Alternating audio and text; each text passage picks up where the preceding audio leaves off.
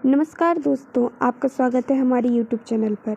आज हम पढ़ने वाले हैं सभ्यता का रहस्य, मुंशी प्रेमचंद द्वारा लिखित कहानी। यूँ तो मेरी समझ में दुनिया की 1000 बातें नहीं आती। जैसे लोग प्रातःकाल उठते ही बालों पर छुरा क्यों चलाते हैं? क्या अब पुरुषों को में भी इतनी नजाकत आ गई है कि बालों का बोझ उनसे नहीं संभलता? एक साथ ही सभी पढ़े लिखे आदमियों की आंखें क्यों इतनी कमज़ोर हो गई हैं?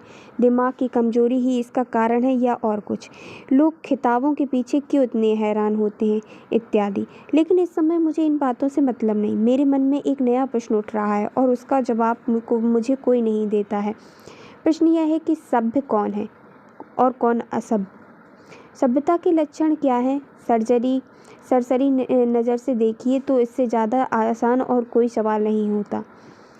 बच्चा इसका समाधान कर सकता है, लेकिन ज़रा गौर से देखिए तो प्रश्न इतना आसान नहीं जान पड़ता। अगर कोट पतलून पहनना, हाई टाई हैट कलर लगाना, मेज़ पर बैठकर खाना खाना, दिन में 13 बार कोको या चाय पीना, सिगार पीते हुए चलना सभ्यता है, तो उन गोरों को भी सभ्य कहना पड़ेगा जो सड़क पर शाम को चलते चलते कभी टहलते नजर आते हैं, शराब के नशे में आंखें सुर्ख, पैर लड़खड़ाते हुए। सभ्यता चलने वालों को अनायास छेड़ने की धुन।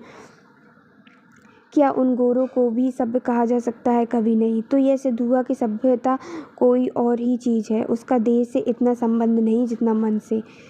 मेरे इन्हीं गिने मित्रों में से एक राय रतन किशोर भी हैं। आप बहुत ही सहृदय, बहुत ही उदार, बहुत ही शिक्षित और बहुत ही ओहदेदार हैं। बहुत अच्छा वेतन पाने पर उनकी आमदनी खर्च के लिए काफ़ी नहीं होती। 1/4 वेतन तो बंगले की ही भेंट हो जाता है। इसीलिए आप बहुत चिंतित हो रहते हैं। रिश्वत तो नहीं लेते? कम से कम मैं नहीं जानता। हालांकि कहने वाले कहते हैं, लेकिन इतना जानता हूँ कि वह भत्ता बढ़ाने के लिए दौरे पर बहुत रहते हैं। यहाँ तक कि इसके लिए हर साल बजट की किसी दूसरी मद से रुपए निकालने पड़ते हैं। उनके अफसर कहते हैं, इतने दौरे क्यों करते हो? तो जवाब देते हैं, इस जिले का काम ही ऐसा है कि जब तक खूब दौरे न किए जाएं रियासत शांत नहीं रह सकती। लेकिन मज़ा तो यह है कि राय साहब उतने दौरे तो नहीं करते जितने कि अपने रोज़ानमचे में लिखते हैं। उनके पड़ाव शहर में 50 मील पर होते हैं। खेमे बड़े वहाँ गड़े रहते हैं। कैंप के अमले वहाँ पड़े रहते हैं और राय साहब घर पर मित्रों के साथ गपशप करते रहते हैं। पर किसी की मजाल है कि राय साहब की नेक नियति पर संदेह कर सके। उनके सब पुरुष होने में किसी को आशंका नहीं हो सकती। एक दिन मैं उनसे मिलने गया। उस समय वह अपने घसियारे दमड़ी को डांट रहे थे। दमड़ी रात दिन नौकर था, लेकिन घर रोटी खाने जाया करता था। उसका घर थोड़ी ही दूर पर एक गाँव में था। कल रात को किसी कारण से वह न आ सका, इसलिए डांट पड़ रही थी। राय साहब, जब हम तुम्हें दिन रात के लिए रखे हुए हैं तो तुम घर पर क्यों रहे? कल के पैसे कट जाएंगे। दमड़ी, हुजूर एक मेहमान आ गए थे, इसी से ना आ सका। राय बहादुर, तो कल के पैसे उसी मेहमान से ले लो। दमड़ी, सरकार अब कभी खता नहीं होगी। राय साहब, बक बक मत करो। दमड़ी, हुजूर। राय साहब, दो रुपए जुर्माना। दमड़ी रोता हुआ चला गया। रोजाना बक्साने आया था, नवाज गले पड़ गए। जुर्माना ठुक गया। खता यही थी कि बेचारा कसूर माफ़ कराना चाहता था। यह एक रात की गैर हाजिरी होने की सजा थी। बेचारा दिन भर का काम कर चुका था और रात को यहाँ सोया न था, उसका दंड। और घर बैठे भत्ते उड़ाने वालों का कोई नहीं पूछता। कोई दंड नहीं।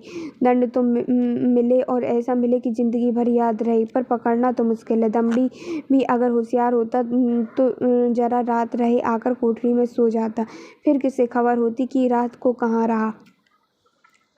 पर गरीब इतना चंट न था। भाग 3। दमड़ी के पास कुल 6 बिस्वे जमीन थी, पर इतने ही प्राणियों पर का खर्च भी था।